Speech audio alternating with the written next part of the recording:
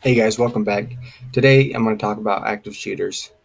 The reason I chose this is just because we deal with a lot of news coverage on active shooters in our society today, and I personally feel like not enough people understand that it could happen to them at any given time. So I want to start off with defining what an active shooter is. All right. An active shooter is an individual who shows up in a public or crowded place and unloads a firearm at human beings with no other intention except death. Unfortunately, that's that's it. They want to cause mayhem and pain and damage. So once you understand that, then you can begin to prepare if you ever find yourself in that kind of a situation, which, let's face it, is possible. So let's start off with an example of what might happen. All right, you go to your local grocery store one afternoon. You're picking up grocery stuff for dinner that evening. It's a typical day. It's sunny, bright, nothing different than any ordinary day. Except right there near the end of your grocery trip, you start hearing what sounds like fireworks off in the distance, maybe like a firecracker. Pop, pop, pop. And you're going to think to yourself, what the hell is going on? Why are there fireworks? That doesn't make sense. It's going to be confusion. You're going to start processing it in your mind. At some point, you're going to come to the fact that that's a firearm. That's a gun. Somebody is shooting in here. Your next step's probably going to be kind of panicky. You're going to either run or you're going to hide. Unfortunately, that's all you can really do because you don't want to go seek out the shooter. You'll find your own demise if you do. So the best thing to do, obviously, is remove yourself from the situation. So if you choose to run, you need to find the nearest exit. But before you do that, you need to think. Okay, scan your surroundings. Which way are people running? Where's the sound coming from? Did you hear that? It's coming from my left. Oh, it's coming from my right. Identify where that's coming from, okay? Because you want to go the opposite direction. I know it seems like common sense, but in the moment, your adrenaline, your heart rate's going to be going up. You're going to breathe. You're going to be breathing fast.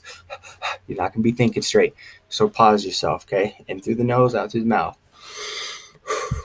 Where's it coming from? Where people are running to or from?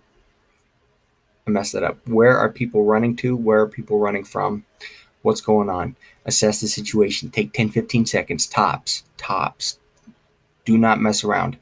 Figure out where it is and then run. Okay. As you go, you need to think. So if I need to run left, where's the nearest exit over here?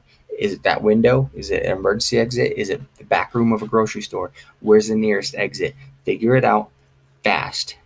Get out. Okay. If for some reason you cannot escape, your second best option is to hide. Okay. If you hide, you need to find a dark place, like a supply closet, an empty room. Okay, you need to make it dark. As soon as you get in there, make it dark and seal off that room. Lock the door, bolt it, shut it, uh, barricade it, whatever you can do. Okay, because if he or she gets in that room, dead meat. Okay, don't be dead meat. This is your life on your line. This is your life on the line. I messed that up. You need to figure out how to keep that door from being open. Once it's barricaded, once it's barricaded and they can't get in, okay, leave the lights off. Like I said, keep it dark. Don't talk. Don't call anyone. Get your phone on silent. If they go to jiggle the door, don't scream. Okay. When they figure out it's locked, they're going to give up and they're going to go off because they want to cause maximum damage. If they take the time to bust in there and there's nobody in there, they're wasting their own time and they're most likely not going to take the time. Okay. That's your best option. Stay in there, wait for the police to show up. Okay. Unfortunately, if you can't hide properly and the shooter finds you, your only other option at that point is to fight back. It's life and death. It is life and death at that point. It's your life and your death if you can't stop them. Okay. The way I see at it, wow, I'm having issues talking. The way I see it is you can stay there and get gunned down, or you can get up and you can kick some ass. Okay. And it might not work. You need to make your peace. You need to pray to God. Whatever your God is, whatever you believe in, make your peace, pray to your higher being, and you need to go fight. All right? Go fight.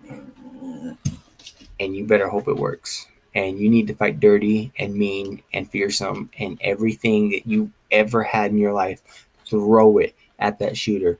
Use any object, a chair, a blunt object, a sharp object, a knife, keys, I don't care. Get a weapon, fight back. If you can incapacitate that shooter just enough to escape or to stop them completely, good for you. But remember, don't be a hero. Okay? Fight when it is your last option only. All right? Got a little excited there. I did. It's an intense subject. If you do manage to escape, though, you run away, you escape, you need to dial 911, talk to the authorities, tell them what's going on, give them as much information about the shooter as you can. We're talking type of firearm, how many shooters, anything about the shooter. You can give where you think the shooter was last time you knew or thought you knew. Give them whatever information you can or that they ask for, and get as far away from the location as possible. You can find the cops later after they've secured everything.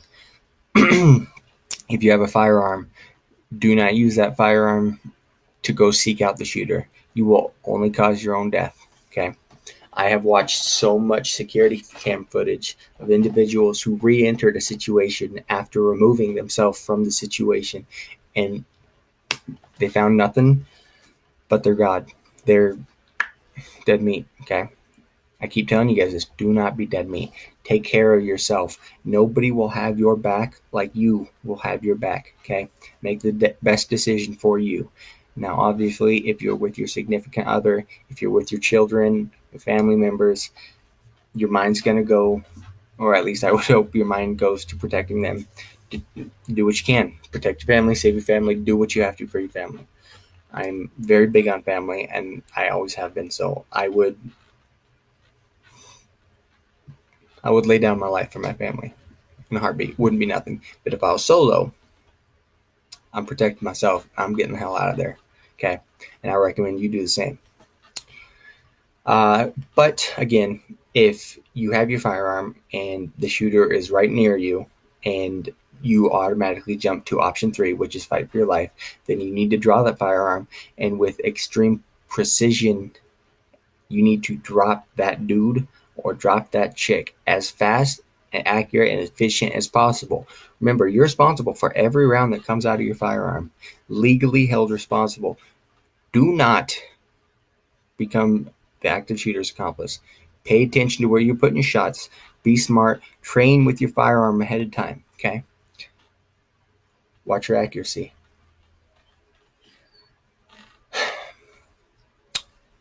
Also, by the way, once the clear and present threat has been neutralized and there's no additional threats that you're currently aware of and you feel comfortable, you need to reholster your firearm before the police show up, or they're going to think you are the active shooter.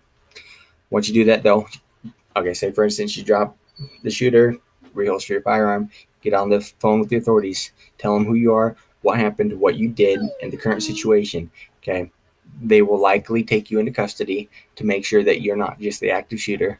Just comply, you'll be fine. They'll see the security cam footage and they'll see it's not you. They'll see that you stopped them, and you'll be fine after a day tops.